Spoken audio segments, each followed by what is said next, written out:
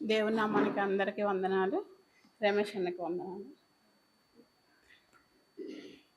Lockdown కాంచి మరి నేను దేవునిలో చాలా తగ్గిపోయాను. అంతకుముందు మంచిగానే ఆహ్, వెళ్ళేదాన్ని. జానం దగ్గరికెళ్ళేదాన్ని. ఈ 4 సంవత్సరాలు. మరి కొంచెం ఫ్యామిలీలో గొడవలయినియి. శ్యామన్న వచ్చి "అమ్మ మళ్ళీ రావాలి, చర్చికి వాక్యానికి మరి దూరం అవుతున్నావు కదా ఆష. మళ్ళీ నువ్వు రా మన దగ్గర కూడా స్టార్ట్ అవుతుంది కదా" అంటే అన్న దగ్గరికి 2, 3 వారాలు వెళ్ళాను. మళ్ళీ లోపలైతే బాధ. వెళ్తలేదు దేవుని మాటలు ఆలకించలేకపోతున్నానని బాధ అనిపిస్తుంది. కానీ మరి లాక్‌డౌన్ తర్వాతేమో ఇక జానం దగ్గరికి వెళ్తలేదు. మరి మా ఫ్యామిలీలో గొడవలు వచ్చినాయి. నాన్న దగ్గరికి వెళ్తలేదని చెప్పేసి ఇంకెక్కడికి వెళ్ళాలో అర్థం కాలే. కానీ అన్న మట్టికి శ్యామన్న నాకు ఇక వారం వారం మా ఇంట్లో అందరికి మరి దేవుడు పంపించినట్టు శ్యామన్నే, మాకు అన్ని విషయాల్లో శ్యామన్నే. అయితే ఇంకా అన్న దగ్గర మార్నింగ్ కుదరట్లేదని మళ్ళీ రమేష్ అన్న దగ్గరికి రావడం జరిగింది. కానీ నేను రమేష్ అన్న దగ్గర మట్టికి ఎన్ని సంవత్సరాల నుంచి అన్ని చోట్ల విన్నాను. కానీ రమేష్ అన్న దగ్గర మట్టుకు లోతైన భావాలు నేను ఎప్పుడు చెప్తున్నాను. ఇంతకుముందు అన్నతో కూడా చెప్పాను. విశ్వదినాలు అసలు తెల్లవారుజామున చెప్తున్నారో అవి క్లాసులు అయితే మరి నాకు అవకాశం ఉండట్లేదు. నేను 4 గంటల కిరాణా షాపు ఓపెన్ చెయ్యాలి అన్న నాకు అన్నిటికీ పర్మిషన్ ఇస్తున్నారు. మళ్ళీ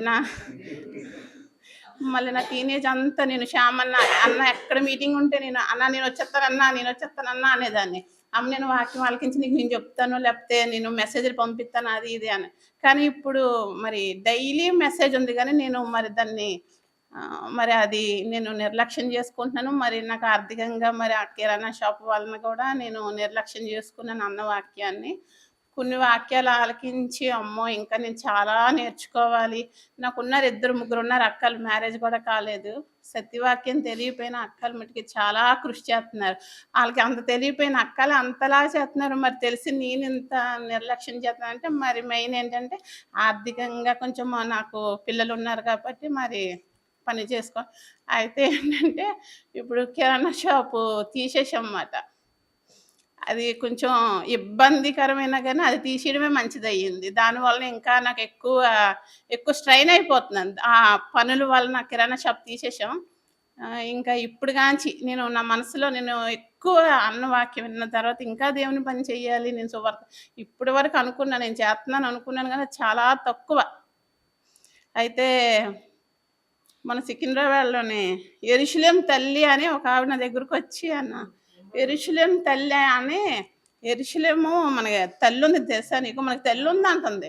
అయ్యబాబోయ్! నాకంత కడుపులో తిప్పేస్తుంది ఇంకా. యెరూషలేము తల్లుంది, అసలు ఆదివారం ఆరాధన లేదని చెప్తుంది.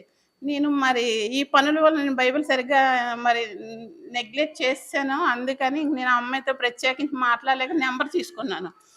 నెంబర్ తీసుకొని సరే అలానైనా కొంతమందికి మనం చెప్పాలి కదా అని ఆ నెంబర్ తీసుకున్నాను. ఇంకా అమ్మాయితో నేను మళ్ళీ మాట్లాడలేకపోయాను. మళ్ళీ ఈ 2025లో నేను దేవునిలోని మంచిగా సువార్త పనిలో ఉండాలి.